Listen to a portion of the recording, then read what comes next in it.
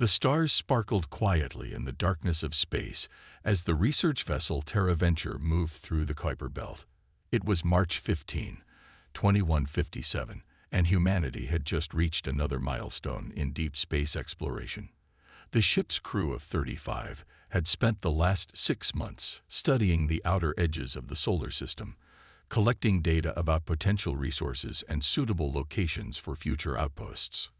Commander Amy Brooks stood on the bridge, her blue eyes fixed on the main viewing screen. She had been in command of the Terra Venture for 3 years, and this mission was supposed to be her last before retirement. At 45, she had given the best years of her life to space exploration, and she wouldn't have had it any other way. "Commander, I'm picking up some unusual readings," Lieutenant Peter Martinez called from his station. His fingers moved quickly across the holographic display as he analyzed the incoming data. "It's like nothing we've ever seen before."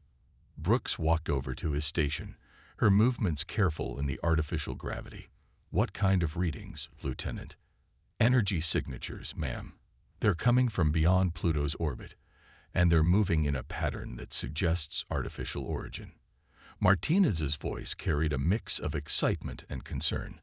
"Whatever it is, it's definitely not natural." The bridge crew fell silent. They all knew what this could mean. After decades of searching for signs of intelligent life beyond Earth, they might be about to make history. "Alert status yellow," Brooks ordered, her voice steady despite her racing heart. "Get me a visual as soon as possible.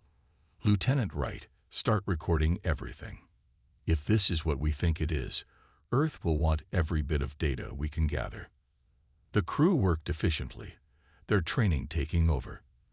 The massive sensor arrays of the Terra Venture turned toward the source of the readings, and the main screen filled with a sight that would change human history forever. 7 ships, their hulls gleaming with a metallic purple sheen, moved through space in perfect formation. They were clearly artificial, and just as clearly not of human origin. Their design was elegant but alien, with curves and angles that seemed to defy human engineering principles.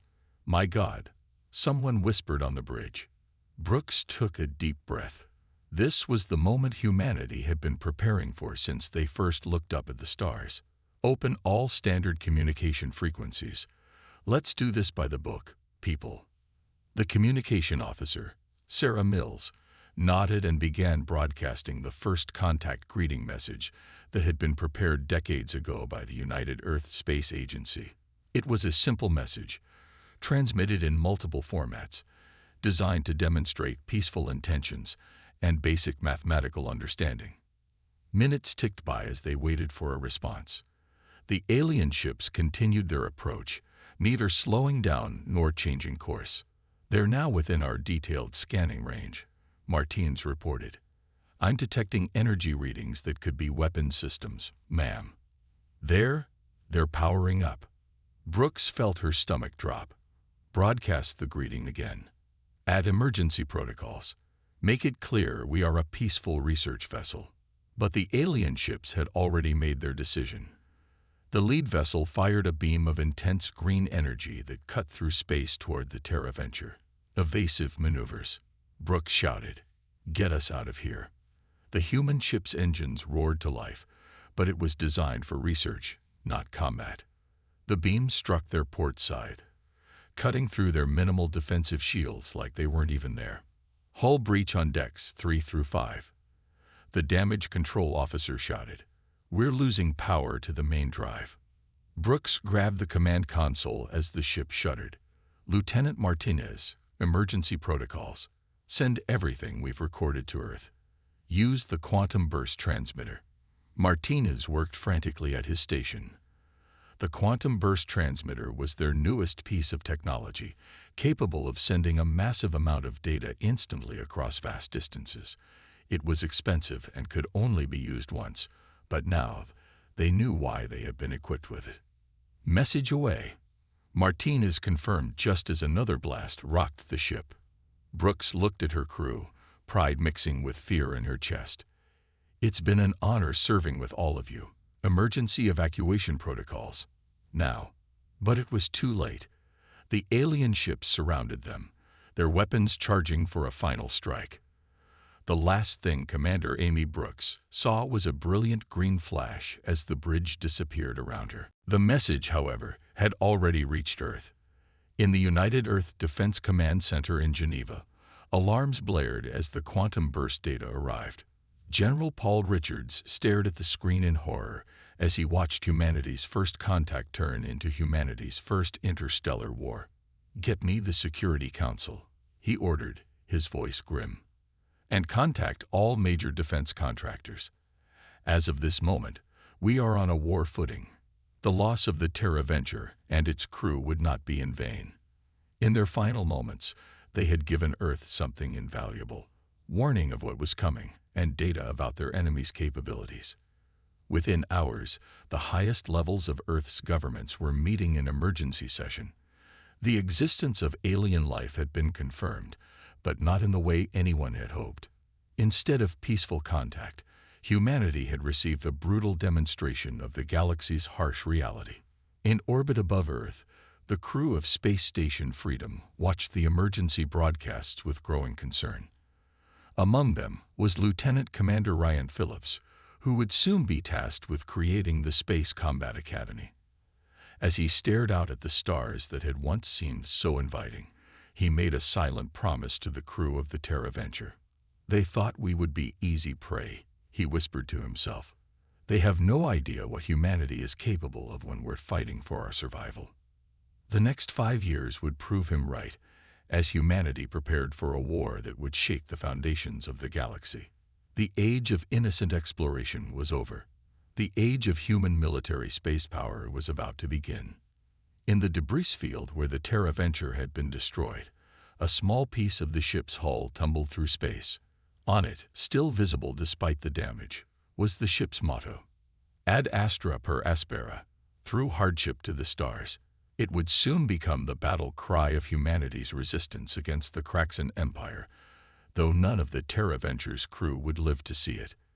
The message sent by Lieutenant Martinez in those final moments contained not just sensor data and recordings, but also his personal notes about the alien ship's shield frequencies and weapon signatures.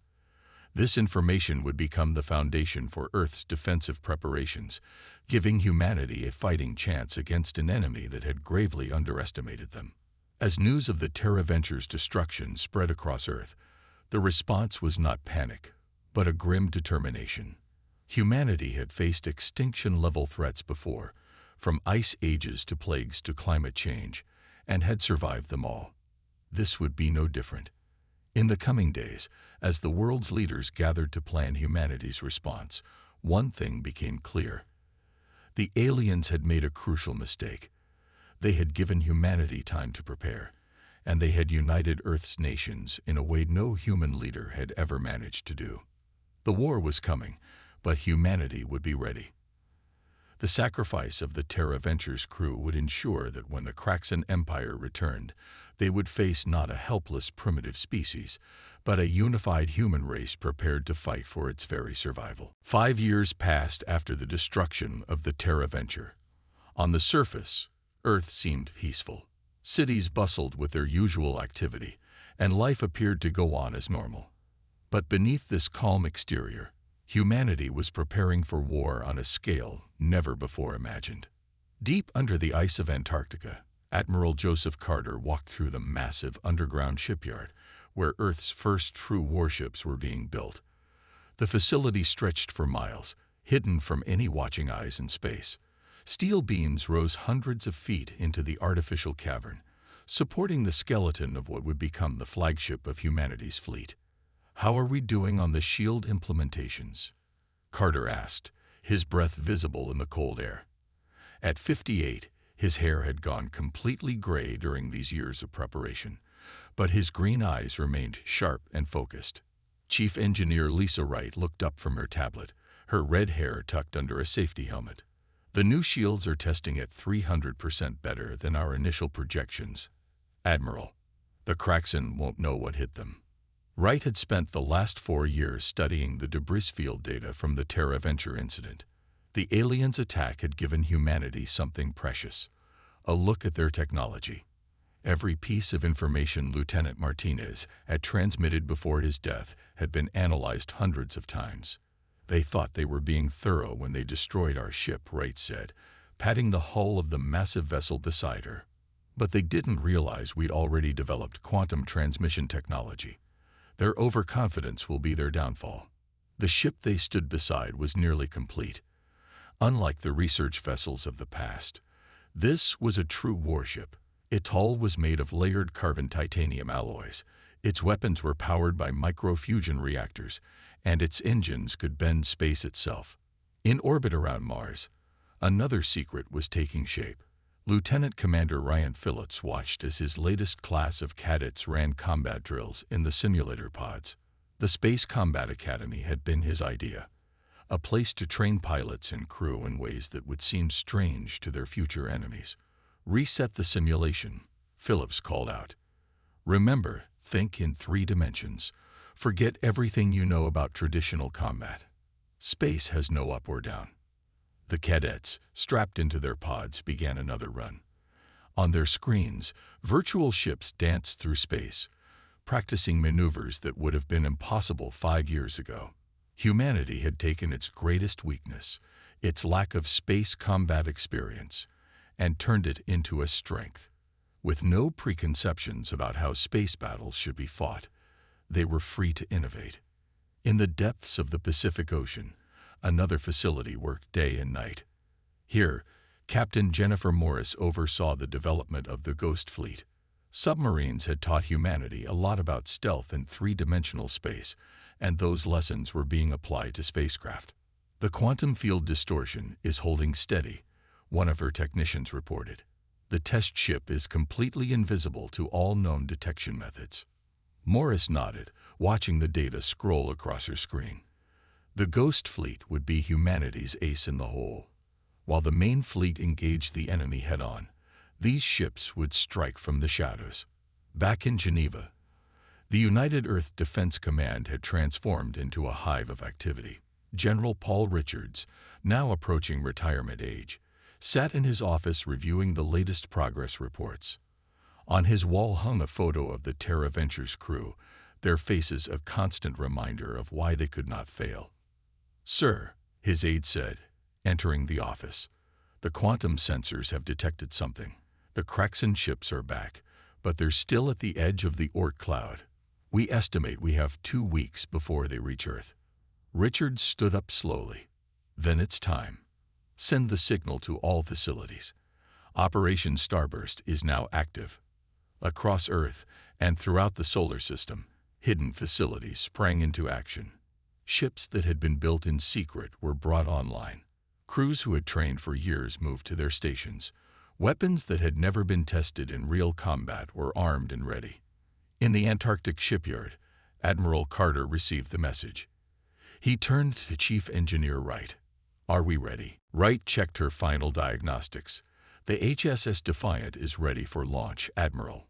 All systems are green." The massive doors in the ice began to open, revealing the steel-gray bulk of humanity's flagship.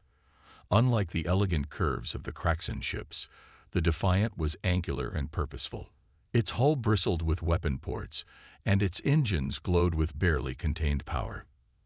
At the Space Combat Academy, Phillips addressed his graduates one final time. "Everything you've learned, everything you've trained for, it's no longer practice. The enemy is coming, and they think they know what to expect. They think they'll find the same helpless humans they met 5 years ago. Instead, they'll find you." The young pilots saluted, their faces serious but determined. Each of them had memorized the names of the Terra Venture's crew. Each of them knew what was at stake. In her underwater facility, Captain Morris watched as the Ghost Fleet powered up their stealth systems. The ships, painted in a dark material that seemed to swallow light, disappeared one by one from both visual and electronic detection. "Remember," she told her crews over the secure quantum channel, "we are humanity's hunters. While they focus on our main fleet, we will show them that space is not as empty as they think." Across Earth, regular citizens went about their lives, unaware of the massive military machine that had been built around them. The world's governments had decided that panic would only help the enemy. When the Kraxan arrived, they would find not a frightened primitive species, but a unified world ready for war. In his office, General Richards sent one final message to all commands. 5 years ago, they caught us unprepared. They killed our people and thought we would be easy prey. But humanity has never taken defeat lying down. We have spent these years learning, building, and preparing. The enemy believes they know what they will find when they reach Earth. Let us show them how wrong they are. The message spread through quantum channels to every ship, every base, and every facility. Humanity's response to the Kraxan threat had been built in silence and shadow, but now it was time to reveal their true strength. Admiral Carter stood on the bridge of the Defiant as it rose through the opening in the Antarctic ice. Around the world, other ships were launching from their hidden bases. The fleet that humanity had built in secret was finally rising to meet its destiny. All ships, report status, Carter commanded.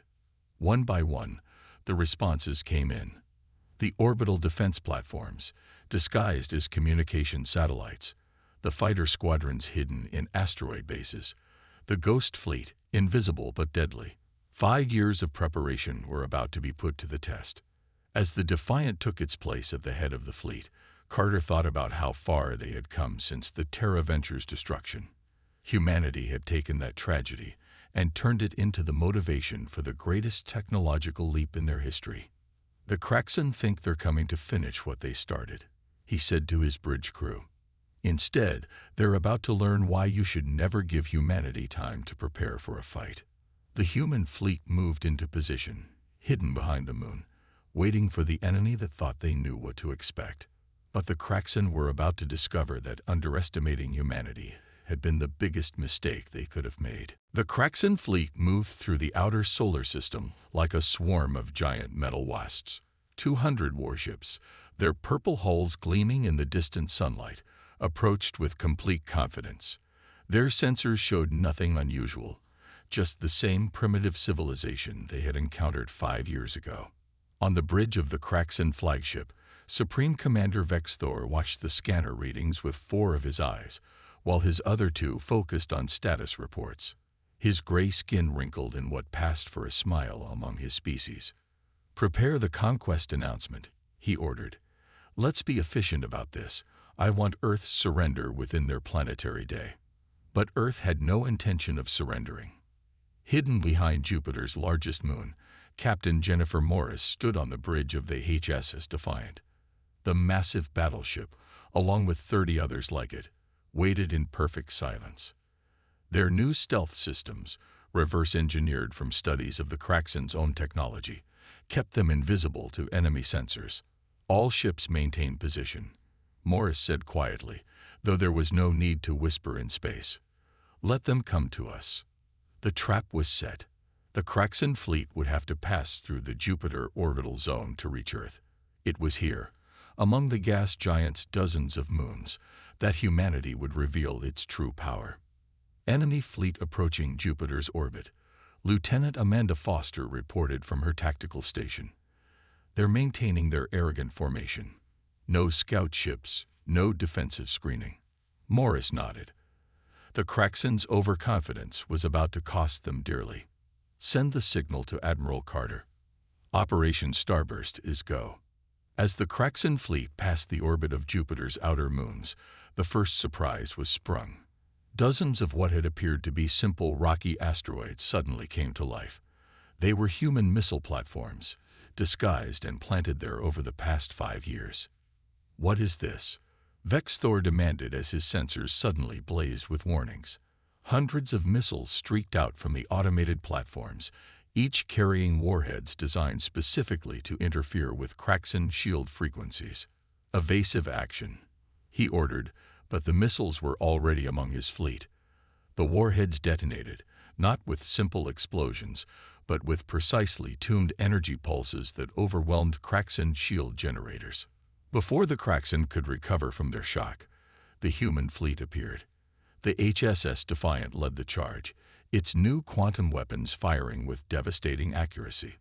The shots pierced through the weakened Kraxan shields, turning 3 enemy ships into expanding clouds of debris. "All ships, engage as planned," Morris commanded. "Wing Commander Young, launch your fighters." From the launch bays of the human ships, swarms of fighters emerged. Unlike traditional aircraft, these were designed purely for space combat. They moved in ways that defied normal physics, using quantum drives to shift position instantly. Wing Commander Daniel Young led the first squadron. "Remember your training," he told his pilots. "They think they know how space combat works. Show them how wrong they are." The human fighters attacked in 3-dimensional patterns that the Kraxan had never seen before. While alien ships tried to fight in traditional formations, the human fighters struck from above, below, and angles that their enemies didn't even think to defend. On the Kraxan flagship, Vexthor watched in growing horror as his fleet's formation broke apart. "Impossible," he snarled. "They were primitives. How did they advance so quickly?" The answer came in the form of another surprise. The Ghost Fleet, under Commander Morris's direct control, decloaked behind the Kraxan rear lines. Their first shots disabled the engines of 20 Kraxan ships before the aliens even knew they were there. "This is Captain Jennifer Morris of the Human Defense Fleet," her voice transmitted on all frequencies. "You should have finished us off 5 years ago. Now you're facing humanity at its best, when we're fighting for survival." The battle spread across the Jovian system. Human ships, despite being outnumbered, used Jupiter's moons and their superior maneuverability to devastating effect. The Kraxan's technological advantage had been nullified by human preparation and innovation. Lieutenant Foster's stealth squadron struck at the Kraxan supply ships, using data from the Terra Venture incident to target specific vulnerabilities. "This is for our fallen comrades," she whispered as her squad's torpedoes turned 3 Kraxan support vessels into expanding fireballs. In the chaos of battle, Wing Commander Young's fighters demonstrated why humans had spent so much time training in 3-dimensional combat. They'd moved like swarms of angry bees, striking from impossible angles and disappearing before the Kraxan guns could track them. "Focus fire on their command ship," Morris ordered as the Defiant's main guns charged for another shot. The massive human battleship had taken hits, but its new shields, designed by Chief Engineer Wright, held firm. Vexthor watched his tactical display with increasing despair as more and more of his ships winked out of existence. The humans weren't just fighting back, they were winning. His species had conquered 12 other civilizations, but none had ever been prepared like this. "Full retreat," he finally ordered. "Back to the outer system. We need to regroup." But the humans had planned for this too. As the Kraxan fleet tried to retreat, they found their quantum drive signatures scrambled by fields generated from hidden human satellites. Their faster-than-light drives wouldn't work within Jupiter's orbit. "Remember the Terra Venture," Morris's voice rang out as the human fleet closed in for the kill. The Defiant's main gun fired, its quantum beam cutting Vexthor's flagship in half. The battle lasted another 2 hours, but the outcome was never in doubt. Of the 200 ships the Kraxan had brought to conquer Earth, only 40 managed to escape.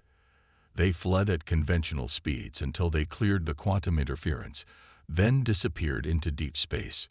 In the aftermath, Captain Morris stood on the Defiant's observation deck, watching as rescue ships picked up surrendered Kraxan crews.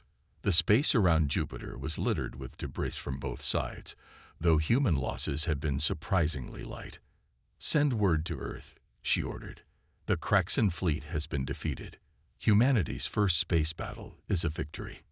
But she knew this was just the beginning. The Kraxan Empire would not take this defeat lightly. They would return with a larger fleet, better prepared for human tactics. But that was exactly what Earth's leaders had planned for. "Let them come," Morris said quietly, watching Jupiter's great red spot spin slowly below. "Next time, we'll be even stronger." The battle for Jupiter's orbit would go down in history as the moment humanity announced its presence as a major galactic power. The Kraxan had come expecting to find a primitive species ready for conquest. Instead, they had found humanity at its most dangerous, prepared, united, and fighting for survival. As the human fleet regrouped and began repairs, the quantum communication system brought news from Earth. Celebrations had broken out in every city as word of the victory spread.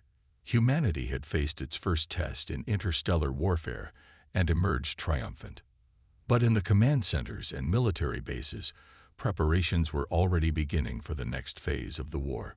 The Kraxen would return, and when they did, humanity would be ready with even more surprises. 2 weeks after the Battle of Jupiter, Admiral Joseph Carter stood in Earth's main command center, looking at a giant holographic map of the solar system. Red dots showed the retreating Kraxen ships, while blue markers indicated human fleet positions. But it was the green dots that interested him most. These showed the locations of humanity's newest weapon. "Is the quantum network ready?" Carter asked, his voice tired but determined. He hadn't slept much since the battle, knowing the Kraxen would return with reinforcements. Chief Engineer Lisa Wright nodded, her fingers dancing across a control panel. "All ghost ships are linked and synchronized, Admiral. Operation Starburst can begin whenever you give the word." The plan they had created was unlike anything ever attempted in space warfare. While the Kraxen regrouped beyond Neptune's orbit, humanity would show them another surprise, one that would change space combat forever. Wing Commander Daniel Young walked into the command center, still wearing his flight suit. "The fighter squadrons are ready, sir. Every pilot has been briefed on the new quantum link systems." Carter nodded. "Good, because according to our long-range sensors, the Kraxen reinforcements have arrived. This time they'd brought 500 ships. The new Kraxen fleet was massive. Led by High Admiral Zexkar, brother of the defeated Vex Thor, it carried enough firepower to reduce Earth's surface to ash. But the Kraxen had learned to be more cautious after their defeat at Jupiter. "Send in the scout ships first," Zexkar ordered from his new flagship. "I want every asteroid, every moon, every piece of space debris scanned. No more human surprises." But humanity's biggest surprise wasn't hidden in the asteroids or moons. It was hidden in the very fabric of space itself. Captain Jennifer Morris stood on the bridge of the HSS Defiant, which now floated in high orbit around Mars. "Begin Operation Starburst," she commanded. "Activate the quantum ghost network." Across the solar system, hundreds of small devices came to life. Each one was a quantum transmitter, capable of creating solid light holograms that could fool even the most advanced sensors. But these weren't simple illusions. They could actually interact with physical objects. "Launch Ghost Fleet," Morris ordered. Suddenly, the Kraxen sensors lit up with thousands of contacts. Human ships seemed to appear from nowhere, filling the space between Mars and Jupiter. Some were capital ships, others were fighters, and all of them looked completely real to the Kraxen scanners. "Impossible," Zexkar shouted as his tactical display became crowded with enemy contacts. Their fleet couldn't have grown this large in 2 weeks. But the ghost ships were only part of the plan. Lieutenant Amanda Foster led her stealth squadron through the chaos, completely invisible thanks to their advanced cloaking technology. While the Kraxen tried to make sense of the ghost fleet, her ships slipped behind their lines. "Remember," she told her pilots, "target their command and control ships. The ghost fleet will keep their main forces busy." The real genius of Operation Starburst wasn't just the ghost ships, it was how they worked together with the real human fleet. Each ghost ship was controlled by a human pilot through the quantum network, allowing them to fight as if they were really there. Wing Commander Young demonstrated this as he led the first attack. His physical fighter remained safely in Mars orbit, but through the quantum link, he controlled 5 ghost fighters simultaneously. The Kraxen found themselves fighting enemies that could instantly appear and disappear, yet could still fire very real weapons. "They're breaking formation," Young reported as his ghost squadron scattered another group of Kraxen ships. "The confusion is working." On the Kraxen flagship, Zexkar struggled to understand what he was seeing. His sensors showed thousands of human ships, but energy readings didn't match up. Some ships were clearly real, others seemed to flicker in and out of existence, and their tactics made no sense, until you realized each human pilot was controlling multiple vessels. "How are they doing this?" he demanded. "No species has ever developed quantum ghost technology to this level." The answer came in the form of a massive barrage from Foster's stealth squadron. Her ships had reached their attack positions, and now they revealed themselves in the worst possible way for the Kraxan, by destroying 30 of their command ships in a single synchronized strike. "This is for underestimating humanity," Foster transmitted on all frequencies as her torpedoes found their marks. "We're not just fighting for survival anymore. We're fighting to win." The battle quickly turned into a nightmare for the Kraxan. Their superior numbers meant nothing when they couldn't tell which human ships were real and which were ghosts. Every time they concentrated their fire on one target, it would vanish, and 3 more would appear behind them. Admiral Carter watched from the command center as his plan unfolded. "Launch Phase 2, he ordered. "Show them what else the Ghost Network can do." Chief Engineer Wright activated new protocols in the quantum network. Now the ghost ships began to merge and separate, creating impossible formations that no real fleet could achieve. The Kraxan found themselves fighting an enemy that could literally change shape in the middle of battle. "Their fleet is in chaos," Morris reported from the Defiant. "They can't maintain any kind of formation when they don't know what's real and what isn't." The Ghost Fleet herded the Kraxan ships into killing zones, where real human vessels waited with their quantum weapons ready. The aliens found themselves trapped between illusory threats and very real firepower, unable to tell which was which until it was too late. "Signal the surrender option," Carter ordered after 3 hours of battle. "Let's see if they're ready to learn." The message went out in all frequencies. The Kraxan could either retreat beyond Pluto's orbit or face complete destruction. Their mighty fleet of 500 ships had been reduced to less than 200, and those were damaged and disorganized.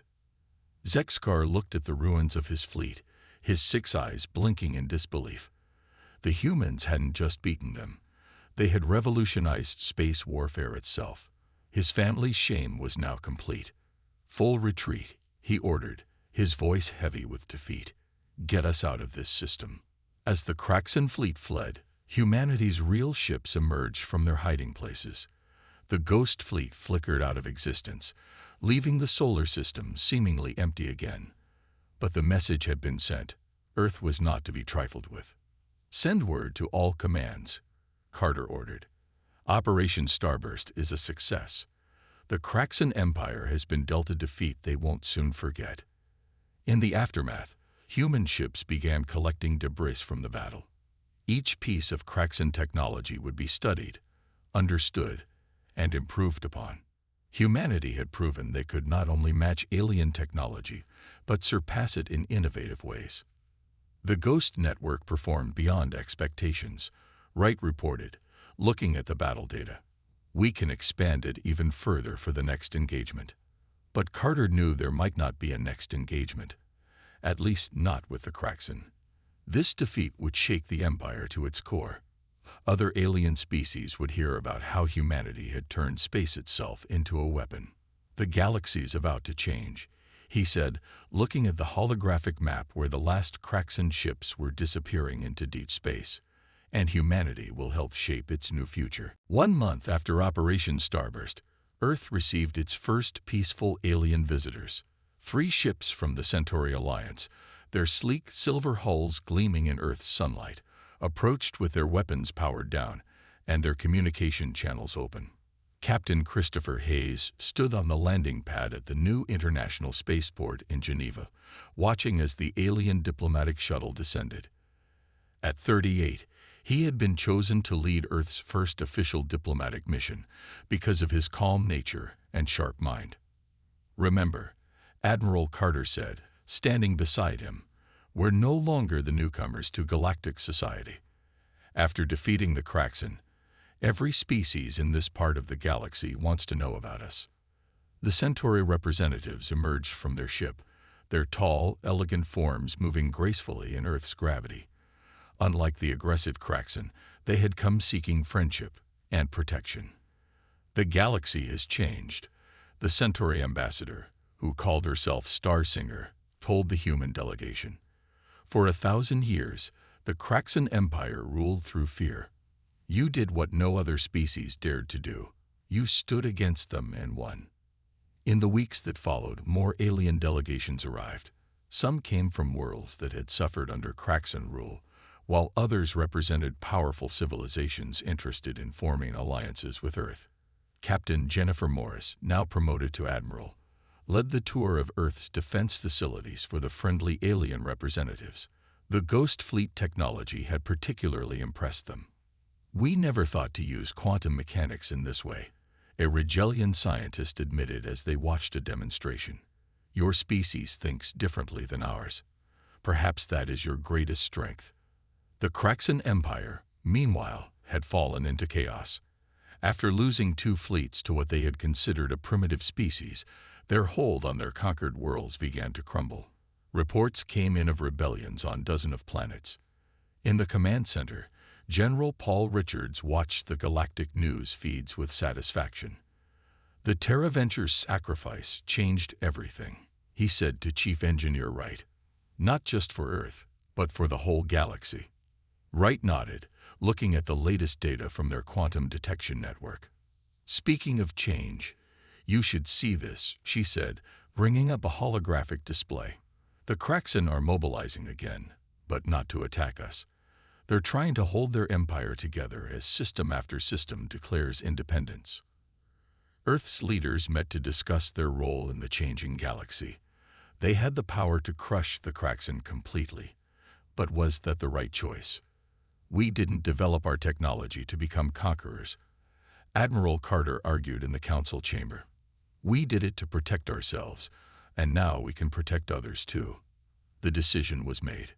Earth would help establish a new galactic order, one based on cooperation rather than conquest. Captain Hayes was sent on a series of diplomatic missions to both former Kraxen worlds and other independent civilizations. We proposed the formation of a galactic defense accord, Hayes announced to a gathering of representatives from 30 different species. Not an empire, but a partnership. Each world remains independent, but we stand together against any who would try to dominate others through force. Lieutenant Amanda Foster, now commanding her own ship, led the first joint patrol mission with Centauri and Rigelian vessels. The sight of ships from different worlds working together was something the galaxy hadn't seen in centuries. This is what we fought for, she told her crew as they patrolled the borders of former Kraxen space. Not just humanity's survival, but a chance to make things better for everyone. Wing Commander Young's combat techniques became the foundation for a new multi-species space combat training program. Pilots from dozens of worlds came to learn the innovative human approach to three-dimensional warfare. Forget everything you think you know about space combat, he told his alien students. Like humanity did 5 years ago, you need to learn to think in new ways. 3 months after the defeat of the Kraxen fleet, the remaining Imperial Lords sued for peace. Their empire, which had lasted for 1,000 years, had been broken not just by human military power, but by the hope that humanity had given to other species. In the ruins of an ancient Kraxen fortress world, representatives from Earth met with the remaining Kraxen leaders. The terms were simple. The empire would end, all conquered worlds would be freed, and the Kraxen would have to live as equals with species they had once ruled. You leave us no choice, the Kraxen High Lord said, signing the peace treaty with all 6 hands. But tell us, how did your species advance so quickly? How did you defeat our best fleets?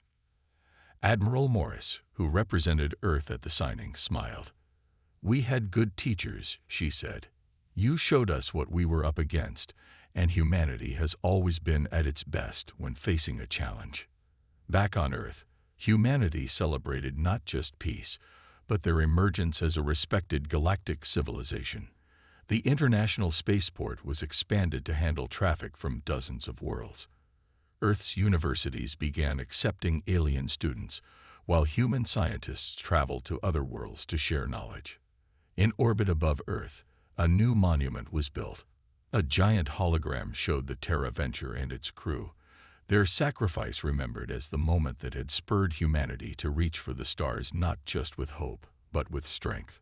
Admiral Carter stood on the observation deck of the HSS Defiant, now the flagship of the combined Galactic Defense Fleet. Next to him, Chief Engineer Wright was working on plans to share some of their technology with their new allies. "Did you ever think it would end like this?" she asked him. "When we were building our first ships in secret 5 years ago." Carter shook his head.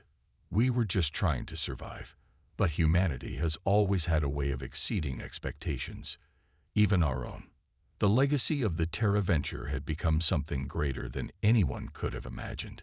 Humanity had not only survived its trial by fire, but had helped forge a new and better galaxy from the ashes of the old order. In the Space Combat Academy, now filled with students from 100 worlds, a plaque hung on the wall. It showed the final message sent by Lieutenant Peter Martins of the Terra Venture. "They may kill us, but they will learn that humanity is not to be underestimated." The Kraxan had learned that lesson well. Now, as Earth took its place as a leader in the galaxy, other species were learning something else about humanity, that its strength was matched by its wisdom, and its power by its desire for peace. As ships from dozens of worlds moved peacefully through the solar system, the human quantum defense network remained vigilant. Humanity had learned that the galaxy could be dangerous, but they had also learned that they were strong enough to face any challenge. The age of human isolation was over. The age of human leadership in the galaxy had begun. And in the great void of space, other species watched and wondered what humanity would achieve next.